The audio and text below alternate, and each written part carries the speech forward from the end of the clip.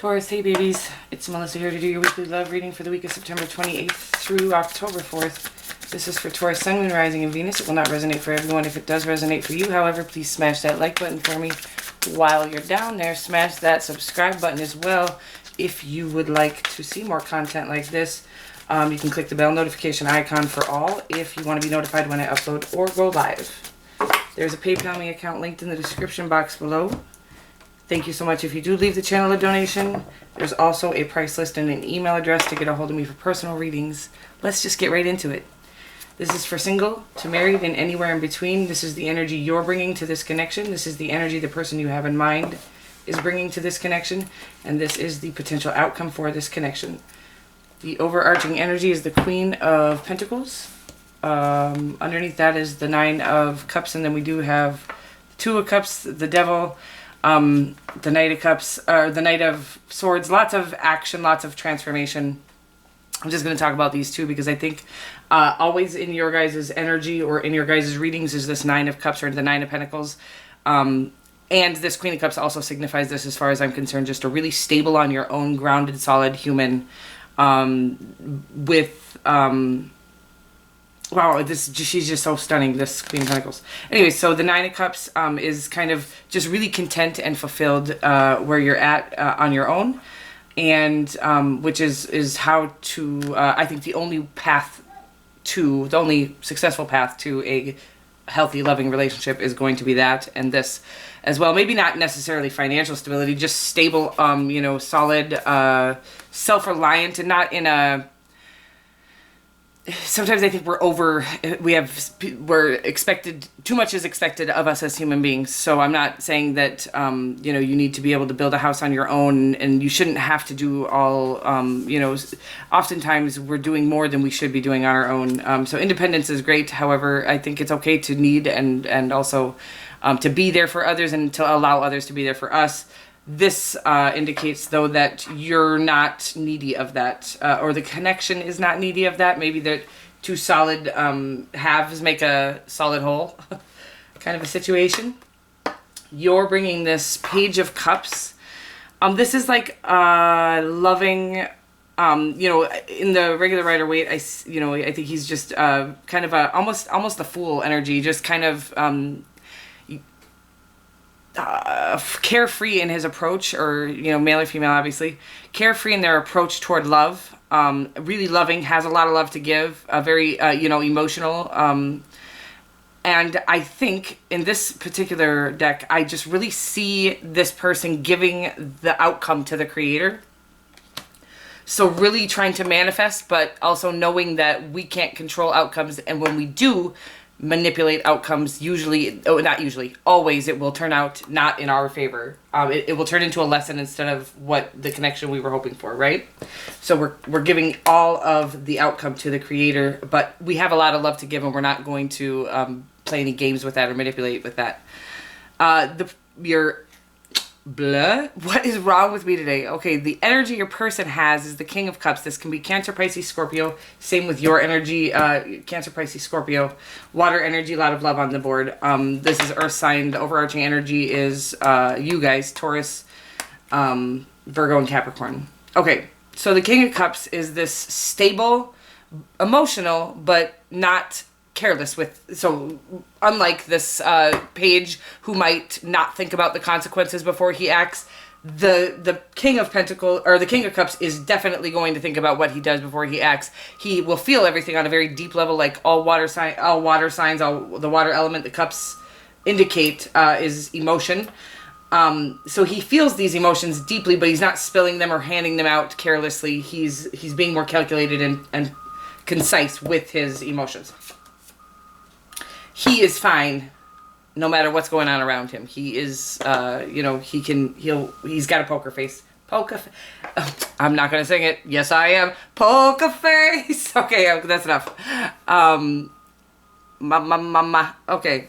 Four of Swords. I'm so sorry. Recovery. So this indicates just needing some time after some sort of battle. Sometimes this can literally just be from, I don't know, being independent in this world. This world isn't set up for independence if you know what I mean. This world is set up, and this is why there's so many unhealthy relationships out there that got into the relationship for the wrong reasons. Well, let's not blame them. Of course they did, because this world isn't set up for people to be alone. It's literally too expensive to be single in this world, pretty much. So this is maybe after some of those, I would say karmic relationships, whatever you want to call them, situationships, just taking time to recover as, it's in the outcome of this situation. So I don't know if you guys have been through a lot already together, or if this is kind of separately, but let's get some clarifiers on this. On your energy, communication. So you are thinking of or have communicated. 3 of Cups, hoping for celebration, and the Queen of Pentacles shows up again. I swear to God, I'm pretty sure you get the Queen of Pentacles twice in every one of your readings, because you are just the Queen of Pentacles. Or the King. So anyway, so we've got in your,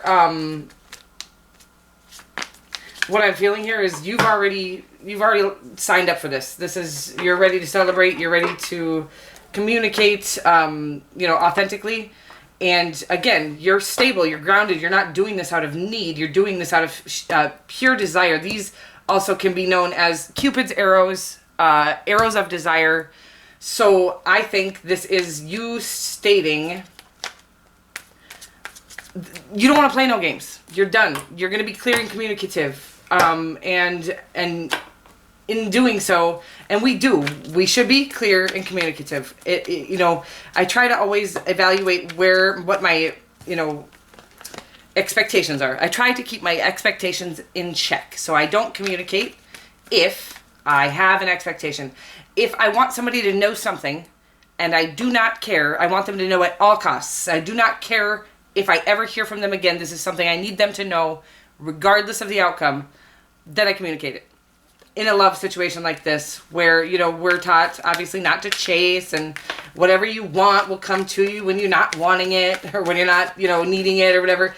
And that's all fine and dandy. It's really it's sad is what it is. It's manipulation, I think, to be honest with you. But since it's set up that way, I think that what we can do as human beings to kind of override the manipulation tactics set up in this world is just be genuine, authentic, and then anyone who responds to that negatively, you don't want in your life. They are not worthy of your attention or time, okay? Genuine and authentic. Your person's got some change coming, also some rest. So that's where this is coming from. I think your person is going through, you're probably both going through, we're all going through some things right now in this world. But your person has some big changes coming their way. Obviously this can mean luck is going to be on their side. This is the Wheel of Fortune. And it's just, in either case, it's a huge shift. So shifting is happening.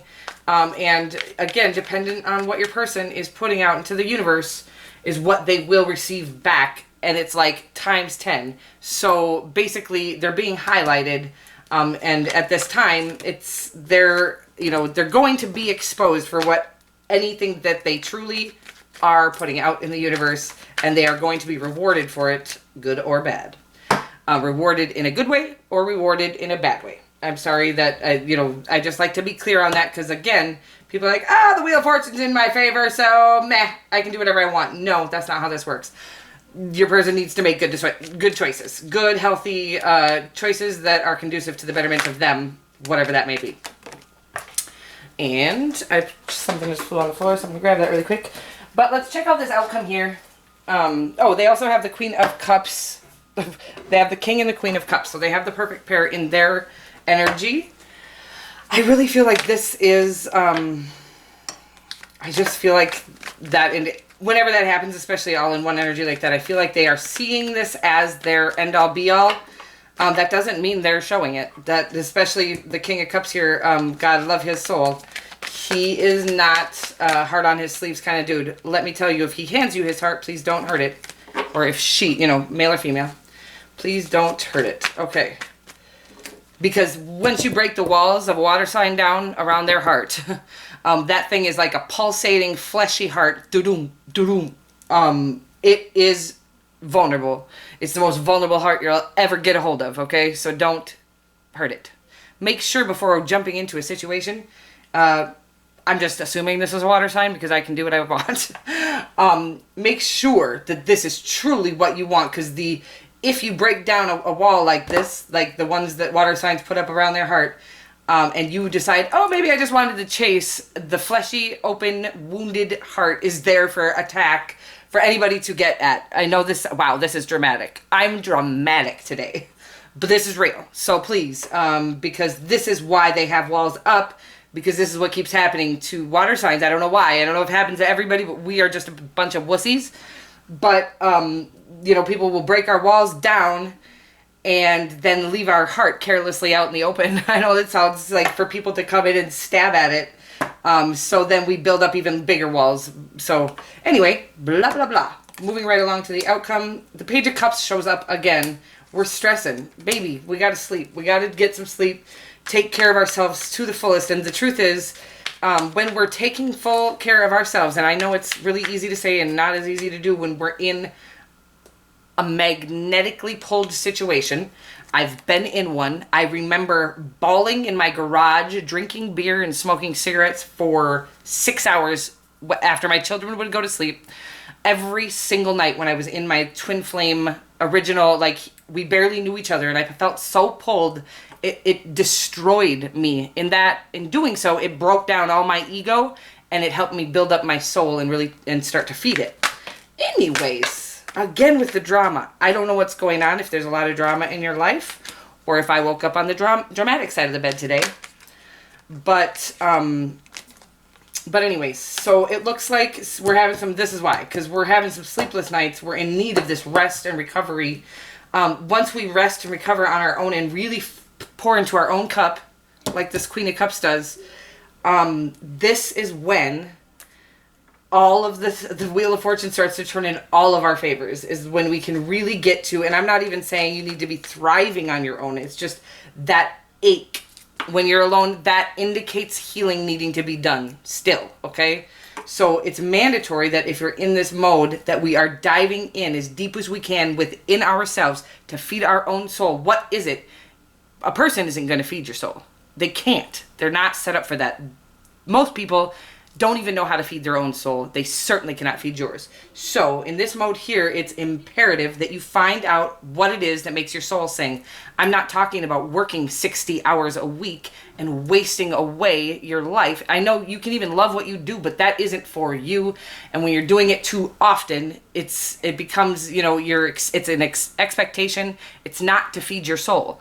You need to do things that are specifically set there. And I love family and I love kids. I have them. And spending time with them does fill my cup. It does feed my soul, but it's not the kind of feeding of the soul I'm talking about. I'm talking about find your gift the Creator gave you and really sit with that gift. Really nurture yourself. Again, shave your legs, do your toenails, whatever it is. Men too. You can do your freaking toenails. Whatever it is that makes you feel yourself is needed in this rest and recovery mode.